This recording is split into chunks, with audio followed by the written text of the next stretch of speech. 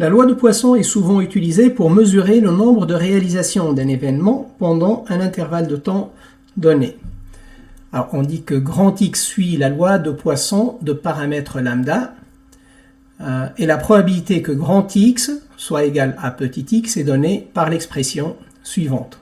C'est bien une quantité positive, et pour montrer que c'est une loi de probabilité, on peut faire la somme pour x égale 1, 2, 3, etc., afin de vérifier ceci. Donc on développe cette expression, et on remplace ensuite les probabilités par donc la quantité correspondante. On simplifie et on prend exponentielle moins lambda en facteur, et on remarque que le terme qui est entre parenthèses est égal à exponentielle lambda. En simplifiant, on a 1, et on peut donc affirmer que c'est bien une loi de probabilité.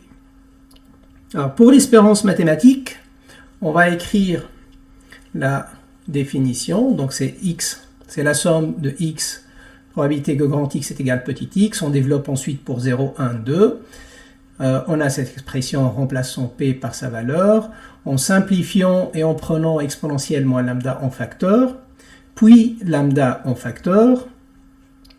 Alors ce qui reste à l'intérieur des parenthèses est bien égal à exponentielle lambda.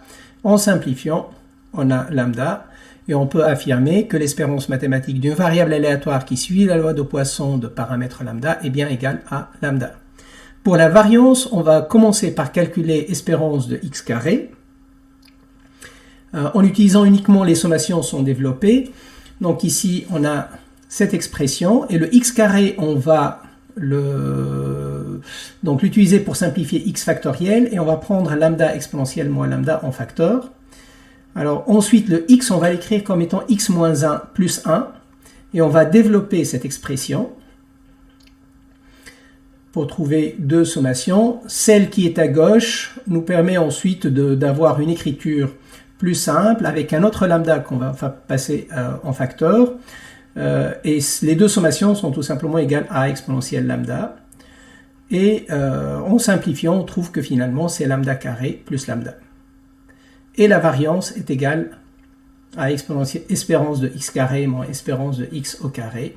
Et finalement, c'est lambda. Donc l'espérance de x est égale, la variance de x est égale à lambda. Alors ces calculs, il faut bien les refaire à la main afin de vérifier tout ça. Donc c'est important parce que juste regarder la vidéo ne permet nécessairement de bien comprendre toutes les étapes. Merci.